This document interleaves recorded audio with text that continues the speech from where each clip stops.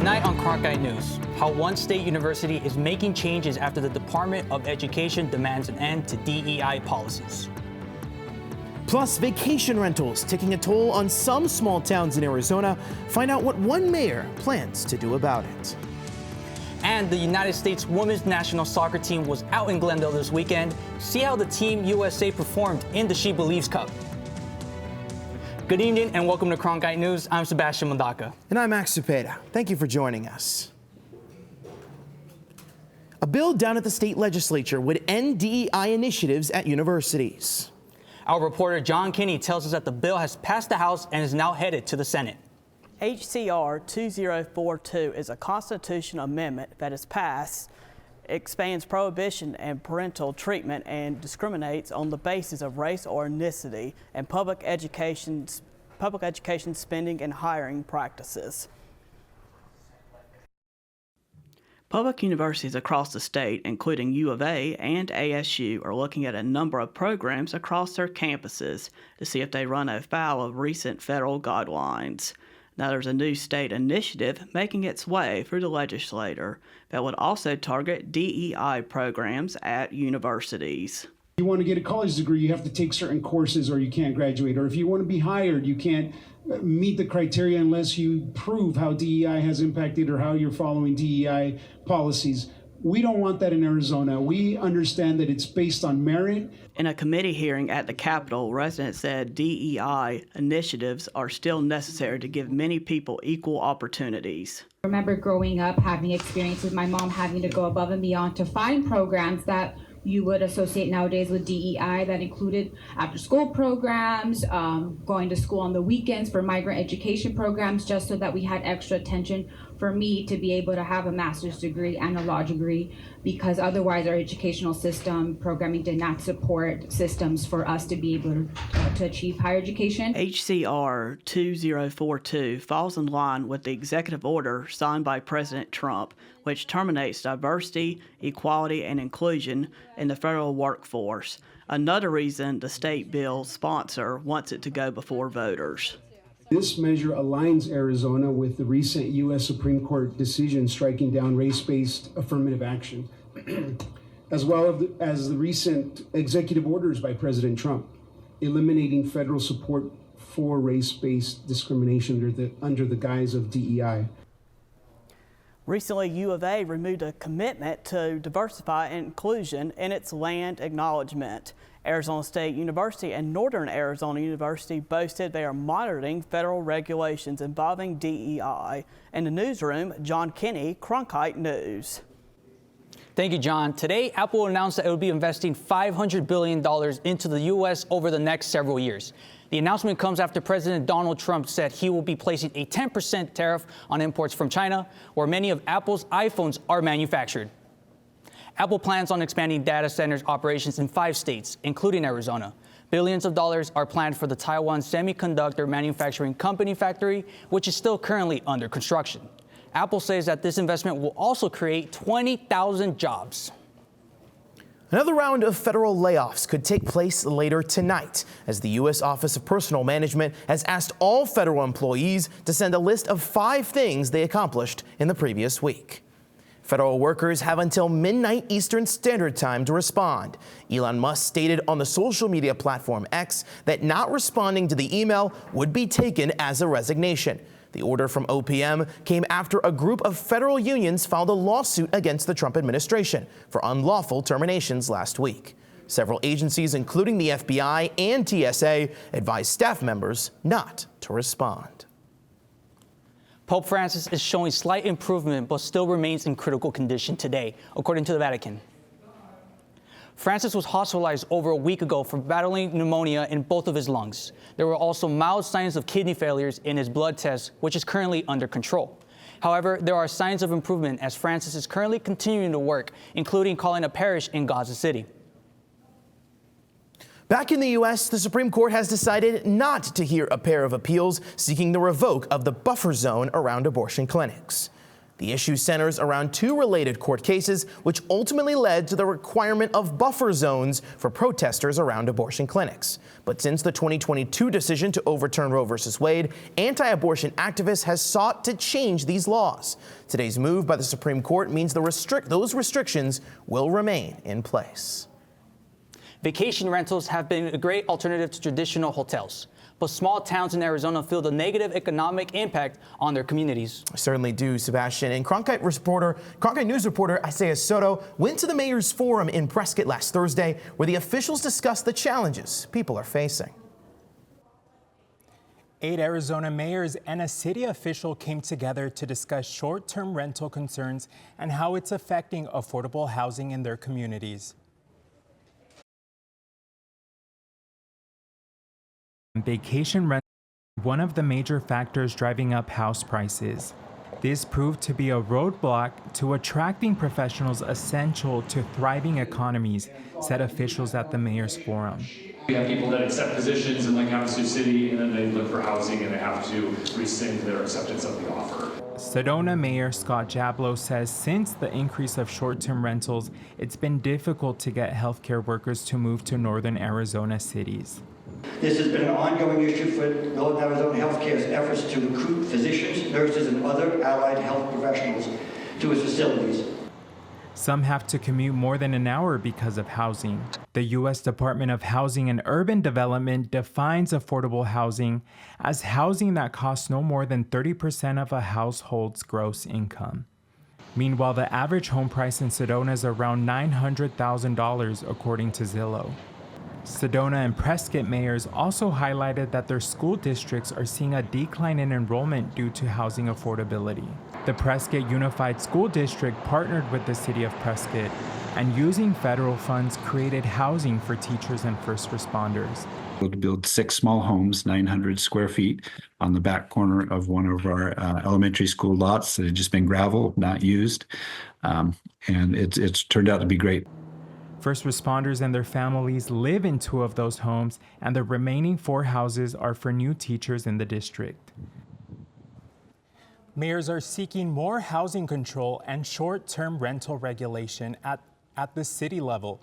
They promise to work together in providing affordable housing alternatives. In the newsroom, I'm Isaiah Soto, Cronkite News. Thanks so much, Isaiah. Coming up next, Maricopa County has seen a major increase in flu cases compared to last season. Yes, indeed, but it's not just an increase from last season, but the past few years. When we come back, find out what nurse practitioners are doing to combat the surge. Plus, things are heating up, but are warm temperatures here to stay? We'll be right back.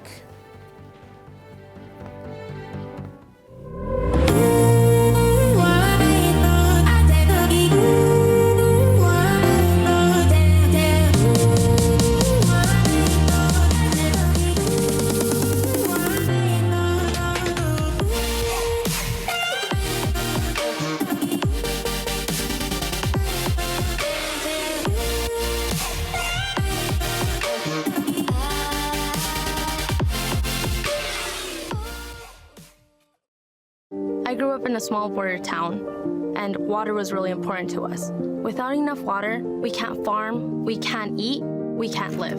And the way we're doing it right now, straight up doesn't have a future. I went to ASU because this is a place where you solve problems.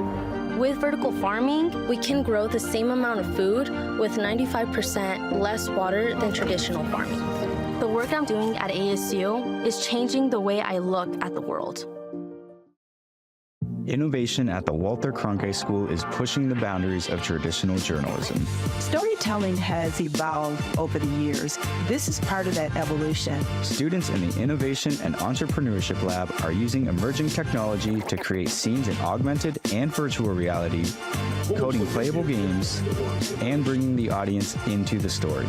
They're only limited by their imagination and their willingness to learn. Find out more at cronkite.asu.edu. Welcome back. This year's flu season rates have been hitting hard, and according to the CDC, so far there have been at least 24 million illnesses and 13,000 deaths. Reporter Alyssa Firestone is here to share how Arizona has been impacted.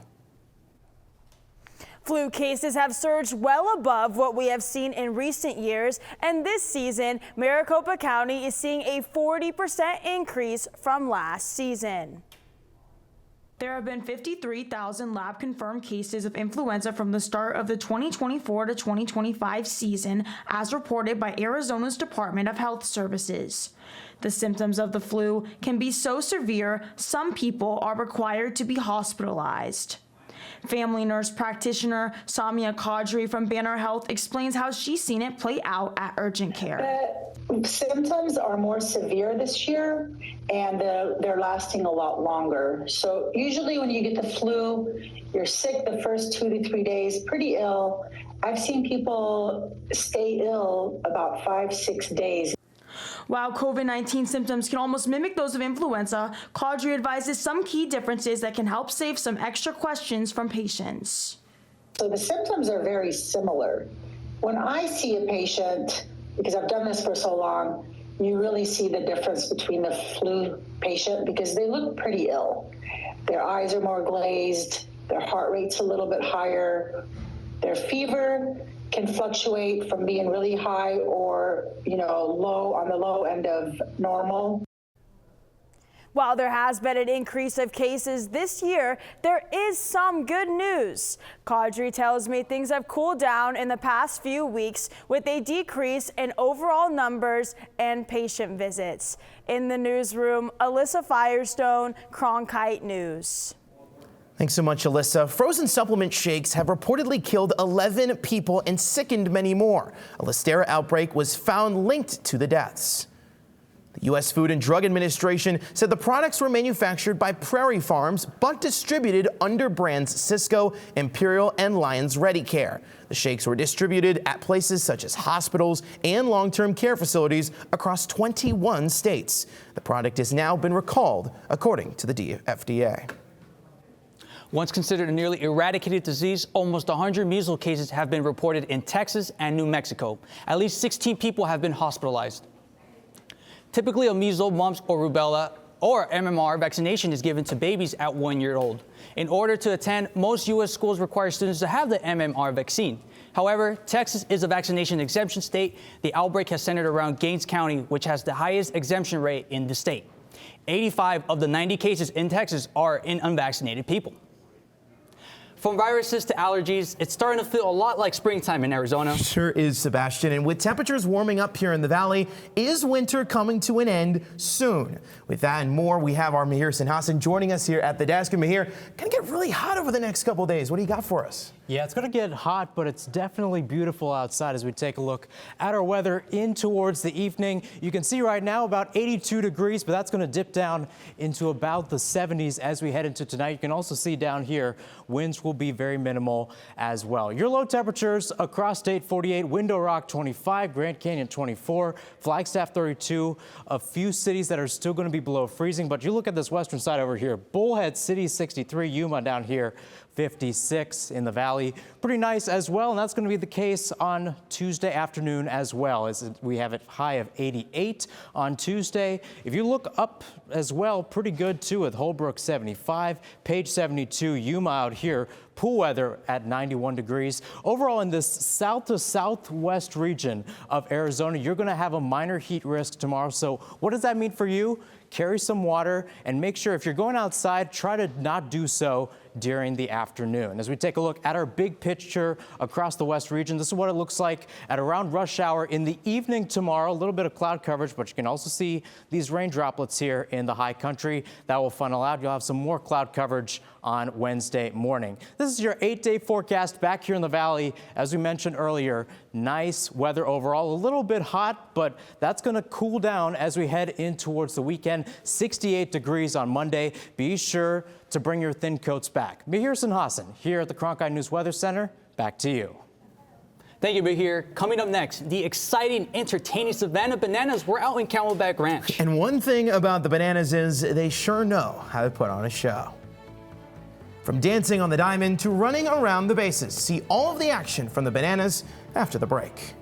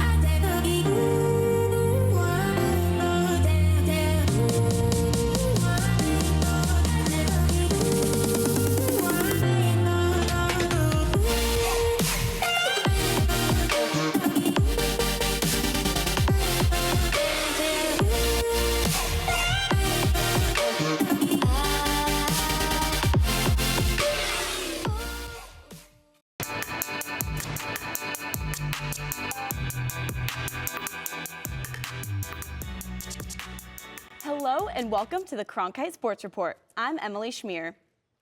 The Suns traveled north of the border yesterday to play against the Raptors. It was the first time these teams have faced off against each other this season. Phoenix dug themselves a hole early on. Trailing by 15 at halftime, the Suns came back, cutting the deficit down to 2 points with 5 minutes remaining. But collapsed down the stretch, Phoenix was outscored 22-6 in the final 5 minutes, losing 127-109. Devin Booker led the Suns with 31 points and 8 assists. Bradley Beal finished with 30, shooting 12 of 15 from the field. But Toronto had 4 players scoring 20 or more points, and the Raptors made 20 three-point shots. Phoenix's recent struggles continue to push them away from a spot in the playoffs. The Suns need a quick turnaround because Phoenix has lost their last 8 out of 10 games. The United States women's national soccer team was in town this past weekend for the annual She Believes Cup, a tournament designed to inspire the next generation, and our Grace Johnson was out in Glendale for the story.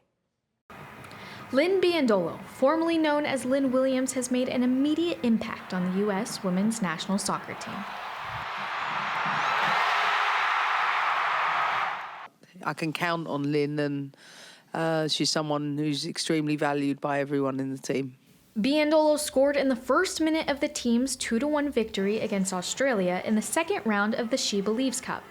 It was a goal that had more meaning than just scoring for her country. Like the irony of it being my first goal in a Biandolo jersey. My husband is Australian, and so to play against Australia and get the first goal, it was just very ironic, but very happy. I think that it was a very team goal though, so I was just the person to be able to put it in the back of the net.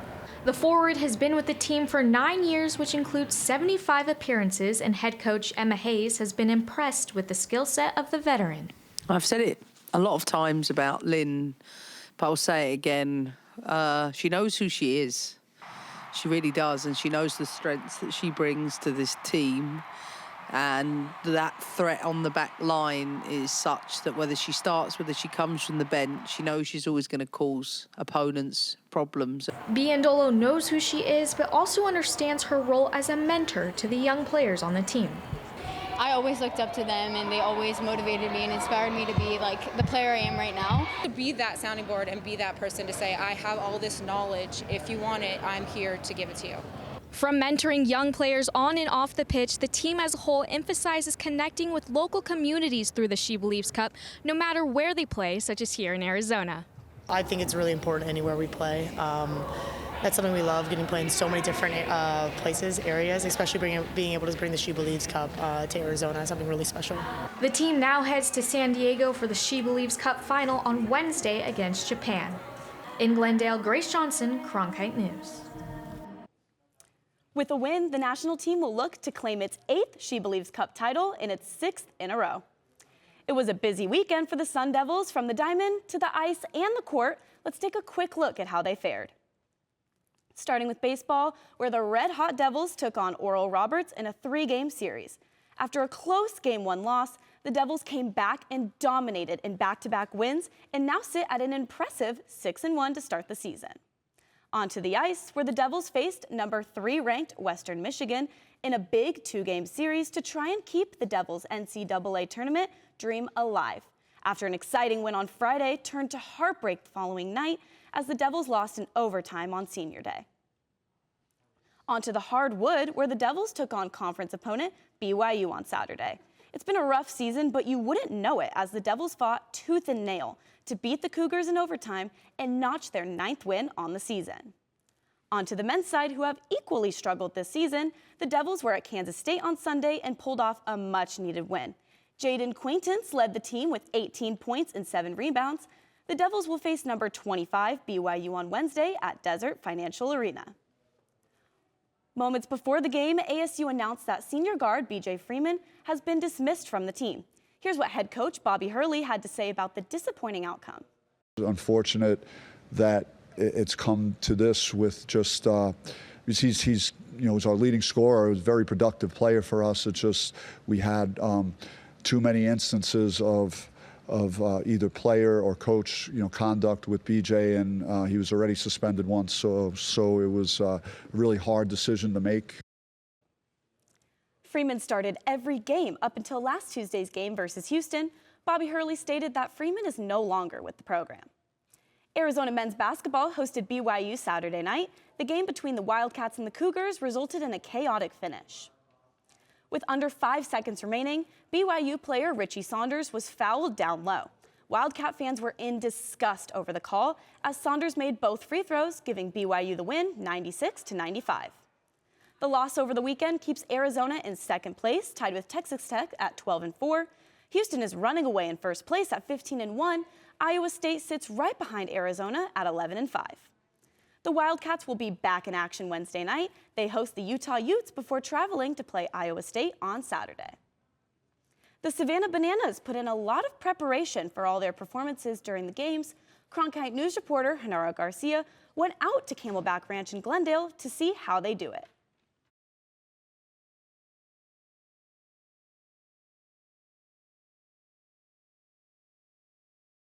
Yeah, this is work right here, man. I love what I do.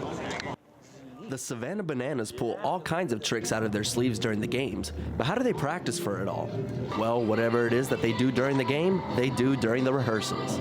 These take place before each game when the stadium gates are still closed, so they don't spoil any of the surprises. Everybody on the team has their own special way of getting ready as well. From the drip you just saw to the rehearsals, they love to practice exactly like they play. Former theater student KJ Jackson, now a utility player on the team, shared how the Bananas prepare. There's guys who are going to be practicing all night long in their hotel rooms or in the locker room. There's going to be guys who are practicing 2 minutes before, and there's going to be guys who kind of get it right away. Maceo Harrison is the team's main choreographer, and he is also the first base coach. And I think it's safe to say that they picked the right guy to teach the rest of the team the smooth moves. With these guys, they're not professional dancers, they're baseball players. So how do you make it to where they look good at the same time, but it's easy to where they're not freaking out about next step, you know? Now, obviously, there's a lot of choreography that goes into this, but really, how easy is it to do it? Especially, how easy is it for somebody like me to do it who is normally doing things like this in front of the camera, talking but not dancing? I'm going to bring in first base coach Maceo Harrison to show me a little bit. Hey, there he is getting some moves already. Let's do it. 5, 6, 7, 8. Hey, and slide, and brush, brush, brush, brush. Hey, and hair. Hey, there we go. One of the stars of the show is Dakota Albritton, and you could see why he goes by the name Stilts. But what inspired him to do something like this was a special gift he got one Christmas morning during his childhood. One year for Christmas, Santa Claus got me a pair of stilts, and I got on them Christmas morning, and I took off running in them. And I put them up for 10 whole years, and I got on them for the first time in 10 years in 21 at the first Banana Ball tryout. In the end, all of the work put in during rehearsals pays off as they put the real show together for the fans. In Glendale, Genaro Garcia, Cronkite News. The Bananas will be playing in various cities across the country this year until the end of September, with all of their games in February, March, and April being sold out already. That's it for the Cronkite Sports Report. I'm Emily Schmier. Back to the desk. Thanks, Emily. We'll have something very special after the break. That's right. We'll take you to a unique celebration. We'll tell you about the Two-Spirit Powwow held this weekend and its importance to the LGBTQ+ community.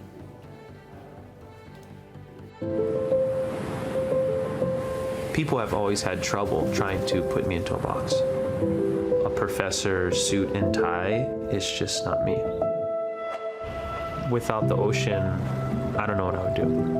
You know, the ocean's always been there for me. As Hawaiian people, we believe that the coral is the first living being to come out of the darkness. It's the foundation of our entire lifestyle, and that's what my research is about. What we do is we take photographs of the reef over long periods of time to create models that can tell us what the planet is doing. If we go deaf to what the Earth is telling us, then we'll never be able to live in harmony. If I can get my students excited about protecting the ocean, then they're the ones who are gonna really make the difference. I hope my students realize that I'm not trying to prepare them for something in the distant future. Their time is now at Arizona State University. South Mountain Community College hosted its third annual Arizona Two-Spirit Powwow. The event was created as a place to celebrate Indigenous members of the LGBTQ+ community, Two-Spirit people. Although a modern term, two-spirit individuals have existed in indigenous cultures for centuries. A two-spirit person is someone who spiritually, socially, and ceremonially embodies both masculine and feminine traits and roles within their communities. This year's powwow featured dancing and drumming, as well as several arts and crafts vendors. That's it for tonight's edition of Cronkite News. I'm Sebastian Mandaka. And I'm Max Cepeda. Thank you for joining us. And to see top Arizona stories anytime, log on to cronkitenews.azpbs.org.